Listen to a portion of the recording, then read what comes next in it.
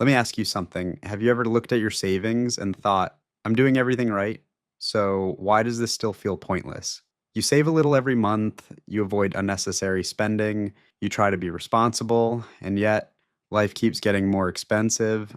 Your savings don't feel like they're moving forward. Sometimes they feel like they're standing still, or worse, falling behind. This video isn't about blaming anyone, and it's not about telling you what to do with your money. It's about understanding why saving money feels so frustrating right now, even for people who are doing their best. For a long time, saving money was seen as the safest habit you could have.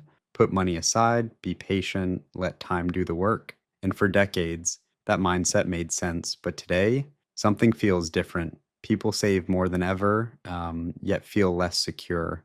Savings accounts grow slowly, prices rise quickly, and the gap between effort and progress feels wider than before. In this video, we'll break down why saving feels less rewarding now, what has changed in the economic environment, why this frustration is so common, and what saving is still good for even today.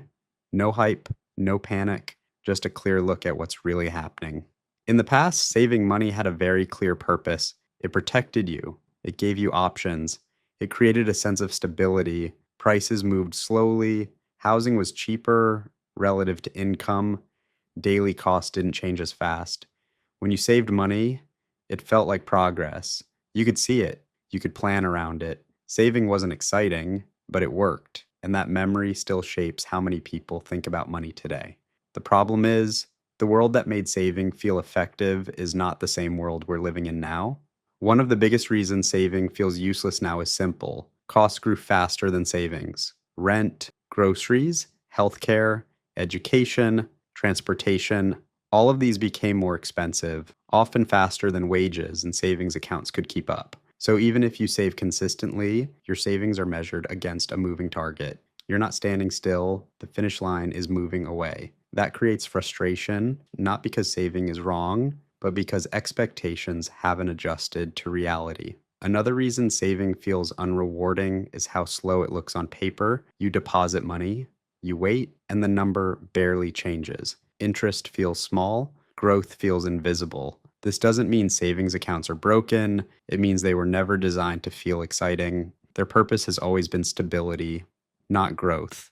But when prices rise faster than that stability grows, people start questioning the effort, and emotionally, that makes sense. What's important to understand is this: people didn't suddenly become bad at saving. The environment changed, low interest rates, higher inflation, more financial uncertainty. Saving didn't stop working, it just stopped feeling effective in the same way. And when effort no longer matches results, motivation drops. That's not a personal failure, that's a mismatch between expectations and reality. Saving is emotional, it's about safety, control, peace of mind. But when savings don't seem to protect you from rising costs, that emotional reward disappears. People start thinking, what's the point? Why am I trying so hard? Is this even helping? This mindset isn't caused by laziness, it's caused by uncertainty, and uncertainty changes how people relate to money. Another reason saving feels pointless is comparison. You see asset prices rising, you hear stories of fast gains, you watch others appear to move ahead,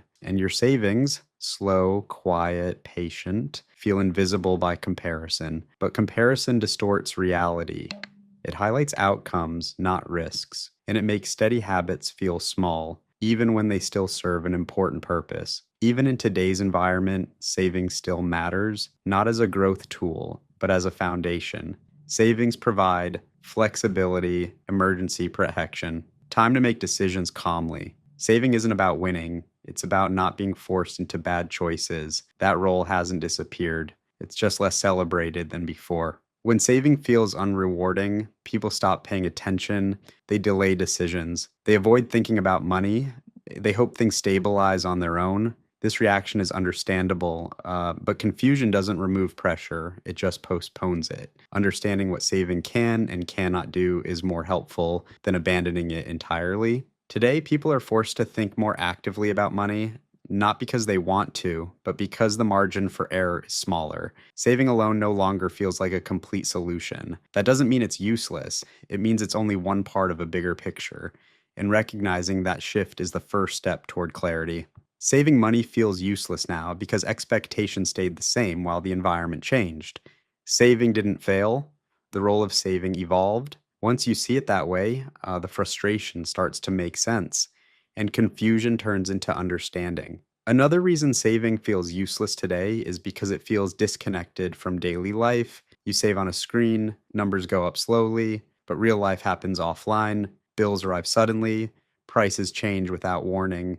Emergencies don't wait for perfect timing, so saving can feel abstract, while spending feels immediate and real. This gap makes saving feel less satisfying, not because it isn't helping, but because the benefits are quiet while the costs are loud. A lot of frustration comes from outdated advice. Just save more, cut expenses, be patient. Those ideas weren't wrong, they were built for a different time. When costs were lower and progress felt visible, simple rules worked better. Today, the same advice can feel incomplete, not because people are failing to follow it, but because the system around it changed.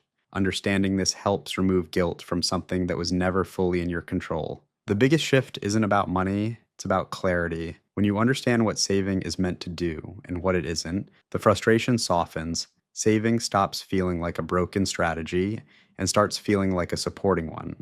It may not solve everything, but it still plays a role. And once expectations match reality, saving feels less pointless and more purposeful. Saving money doesn't feel rewarding like it used to, not because it has no value, but because its purpose is often misunderstood. Saving isn't about racing ahead, it's about staying steady in a world that keeps changing. If this video helped you think more clearly about saving, subscribe to Quiet Money Explained. Here, we break down money one concept at a time, calmly, clearly, and without the noise.